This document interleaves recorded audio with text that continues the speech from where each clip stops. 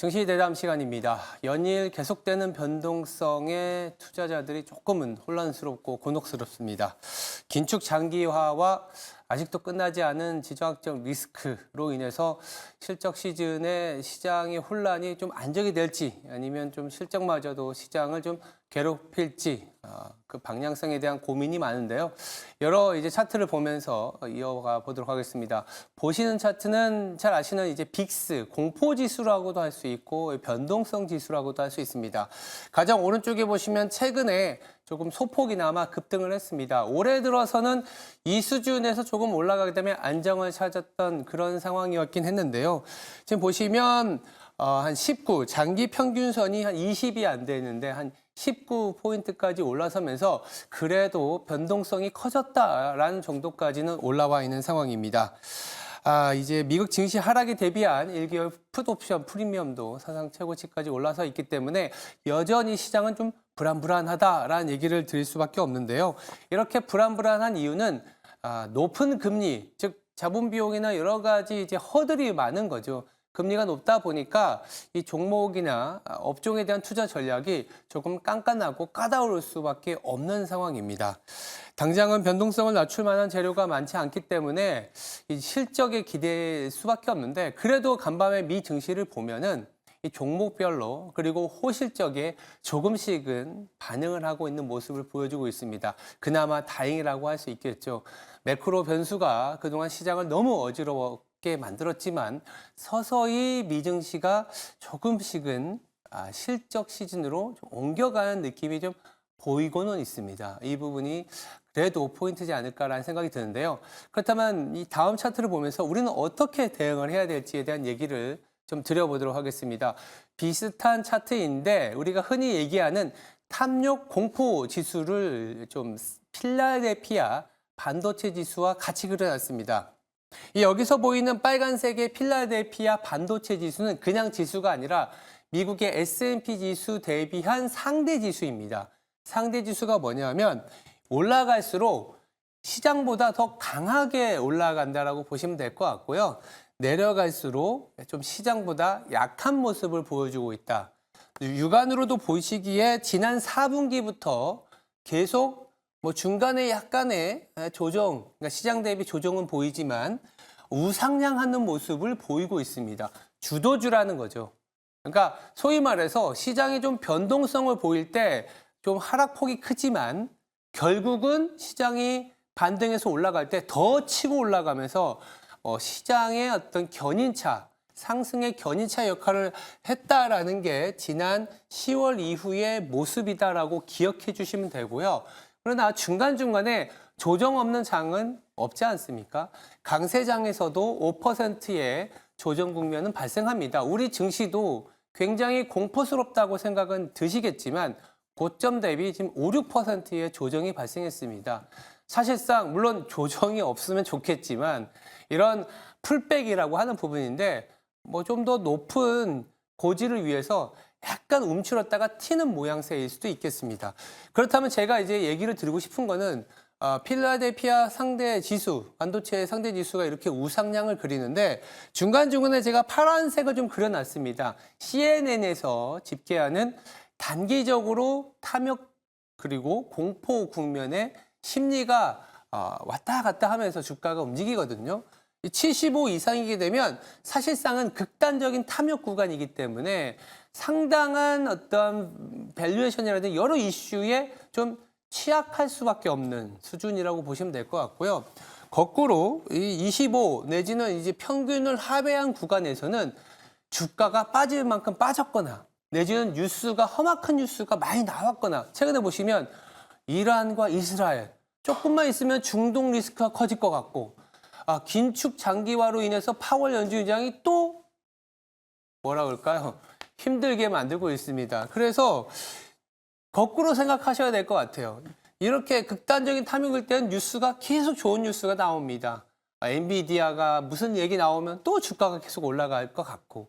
근데 이를 반대로 일 때는 파월 연준 의장이 어떤 얘기를 하게 되면 좀 움츠러들 수 있다 이런 생각이 드는데 근데 지금부터는 조금씩 공포 국면으로 들어가고 있기 때문에 빨간색의 필라델피아 반도체 지수를 사기 시작하면 결국 시장이 돌아설 때 주도주인 반도체 지수를 살 수 있는 비중 확대를 할 수 있는 구간이다라는 얘기를 좀 드려보고 싶었습니다.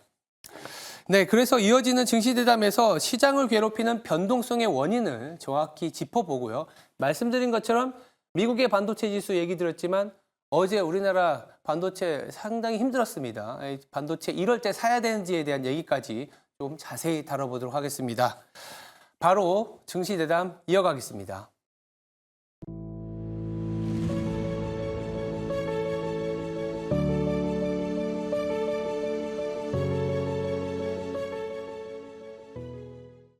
네, 증시대담입니다. 바로 이어서 말씀드리도록 하겠습니다.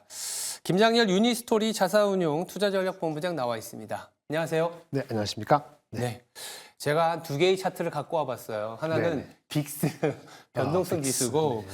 그리고 하나는 이제 그 탐욕 공포 지수 해갖고 네, 맞습니다. 필라델피아 상대 지수 그려봤는데, 이럴 때 조금 사야 되지 않겠냐는 생각에서 말씀을 좀 드려봤지만, 네. 그래도 이제 본부장님 보시고 얘기를 좀 먼저 한번 해보고 싶은 거는, 네. 뭔가 이 약간 불안한 느낌이 계속 있거든요. 그렇죠. 변동성 지수도 좀 많이 튀었고, 네. 그러면 아직 우리가 시장에서 좀 챙겨봐야 될 좀 불안 요인 내지는 변수들이 있을 것 같습니다. 네네. 어떤 게 있을까요? 일단 금리 인하가 미뤄지는 분위기였잖아요. 네, 이 간밤에도 며칠 사이에. 파월 연준 의장이 좀 맞습니다. 얘기를 했죠. 그래서 컨센서스가 한 번인가요? 두 번인가요? 아니 두 번이라도 7월인가요? 9월인가요? 우리가 지금 우리의 위치가 어디 와 있는가 보셔야 될 것 같아요. 본인도 그렇고 주위의 컨센서스가 아직 한 번은 아니죠.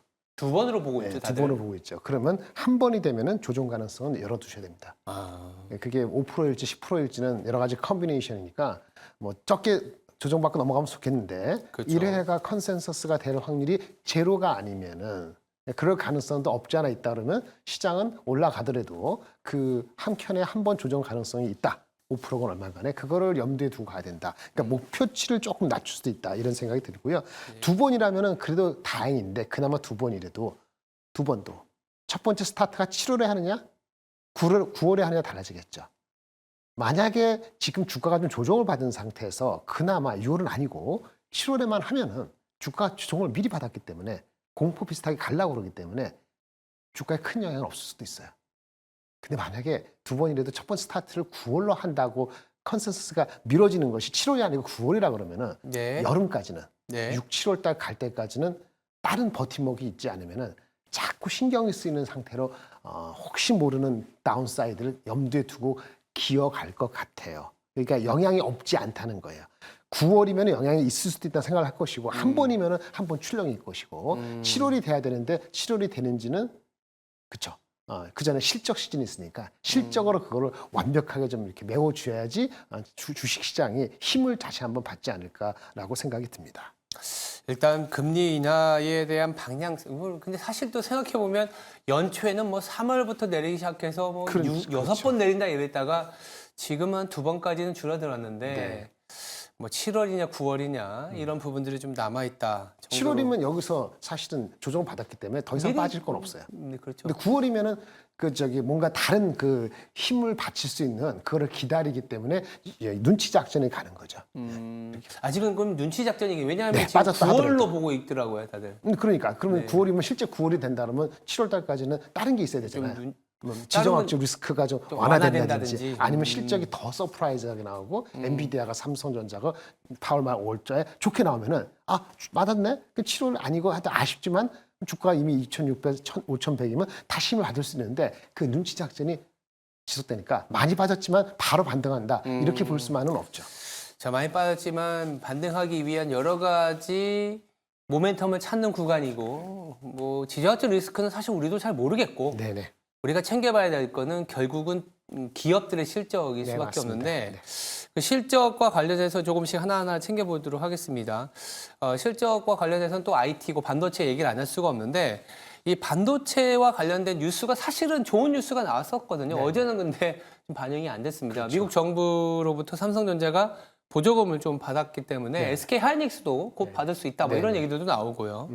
한국과 미국 간의 반도체 동맹이 뭐 또 우리나라한테는 나쁘지 않은 네, 네. 그런 긍정적인 영향을 줄 것 같은데요. 네네. 어떤 식으로 우리가 바라봐야 될까요? 근데 이제 다른 기사도 그렇고 기자도 그렇고 이렇게 그저께 나온 얘기인데 그냥 간단히 말씀드려요. 삼성전자가 보조금 64억을 받았고 인텔 TSMC 대비했을 때 투자할 금액 대비했을 때 14%다, 10%다, 8%다 별 의미가 없습니다. 그리고 주가에는 별 영향이 없고요. 사실은 밝혀지진 않았습니다만 인텔하고 TSMC는 표면적으로 85억 불, 66억 불 보조금 말고도 저리 대출이 있어요.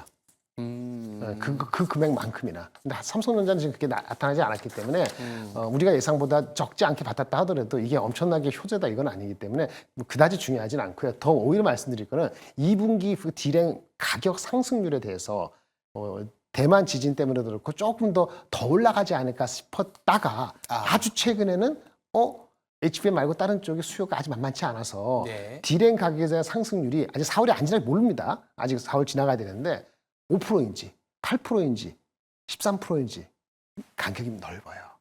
그래서 삼성전자는 1분기 지났어요. 2분기가 7조 2천억인지 7조 8천억인지 9조인지 아직 그러니까 이 서프라이즈에 대해서 다시 한번 2분기 기대할 만한 것인지가 언서튼티가 있습니다. 그렇기 때문에 주가가 물론 어저께 빠진 거 과하게 빠졌습니다만은 네. 다시 힘 받을 때 쉽게 다시 9만 원을 갈 것인지는 어닝 서프라이즈 2분기 아직 이르고 그렇죠. 그다음에 환율에서 외국인들이 환율 때문에 원화를 그것 때문에 삼성전자 대표주를 한국 대표주를 빨리 다시 안 살 수도 있고 이래야 섞어져 있기 때문에 네. 그렇게 보는데요. 결론적으로 삼성전자 주식은 지금은 과매도입니다. 과매도. 왜냐하면은 지난번 주가가 올라갈 때 7만 원 초반에서 팍팍 이틀 사이에 3% 6% 올라간 적이 있었어요. 예, 3월 맞아요. 20일, 21일.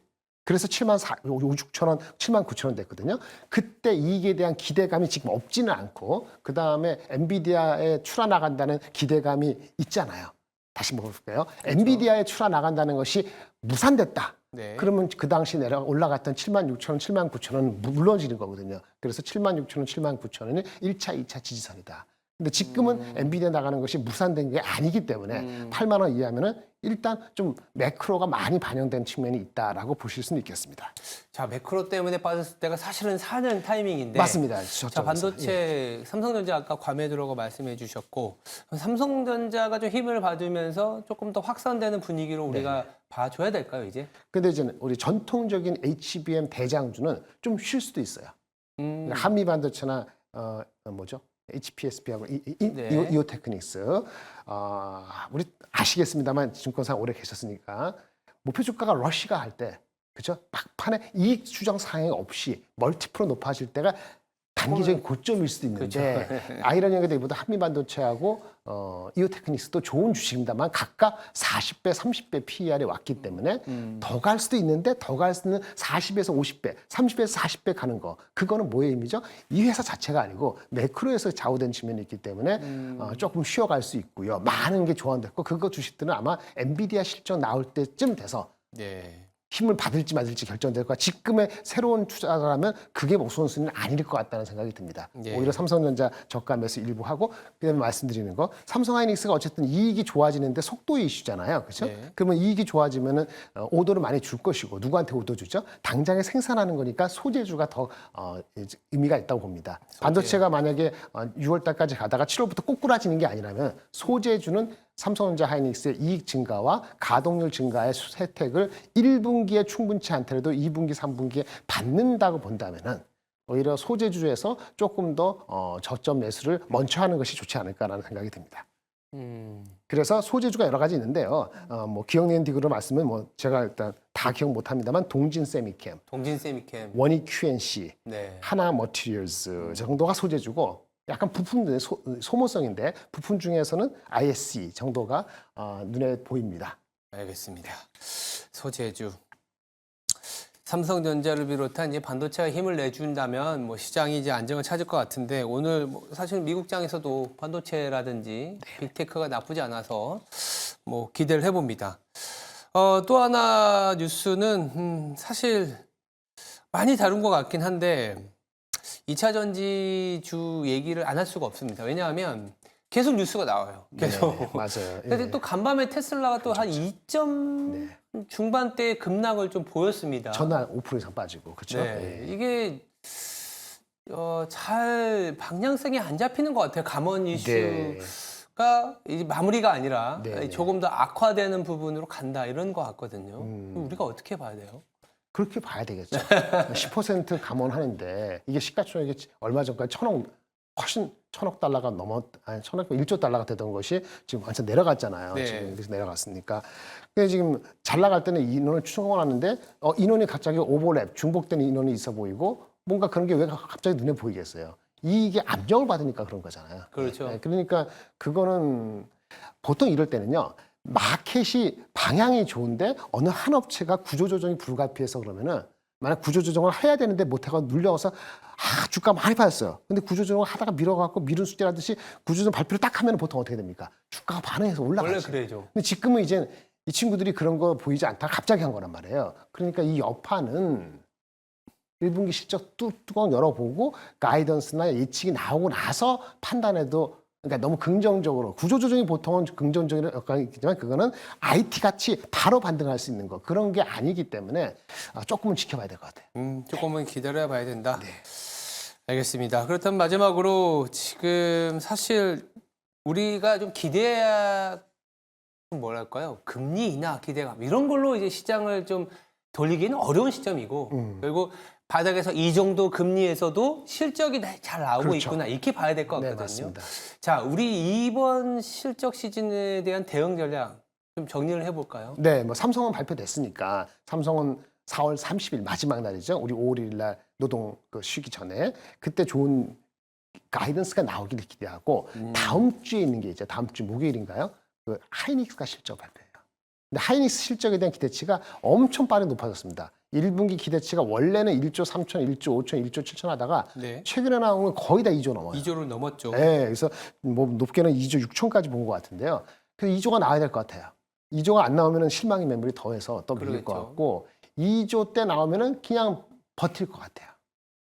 가이던스가 좋아야지 2조 플러스 가이던스 좋아야지 이게 전고점을 뚫고 앞자리가 바뀌는 이자가 되는 게 될 것 같아서 아주 그냥 추이가 아주 주목되고 있는 상태인데요. 뭐 일단 가격에 대한 전망이 다르기 때문에 1조 8,500이 나올 수도 있고 2조 2,500이 나올 수 있는데 그거보다는 가이던스가 매우 중요하다라고 볼 수 있겠고 우리가 접근할 때는요. 신규한테는 하이닉스보다는 삼성전자가 낫다고 하는데 목표 주가 곱하기 0.8배 하시면 돼요. 노멀 할 때는. 그러니까 노멀 할 때 25만 원 곱하기 0.8 하면 20만 원이 결국 1차 목표인 거죠. 실질적으로. 근데 매크로가 계속 안 좋으면은 0.7 정도까지 빠질 수 있다고 보셔야 돼요. 네. 그러면 7호 30 실시하면 17만 원대까지는 언제든지 빠질 수 있다. 네. 이런 개념으로 갖고 약간 트레이딩적으로 접근하실 필요가 있을 것 같습니다. 네. 알겠습니다. SK 하이닉스 2조 기준으로 한번 시장을 바라보겠습니다. 지금까지 김장렬 유니스토리 자산운용 투자전략 본부장이었습니다. 감사합니다. 네, 감사합니다.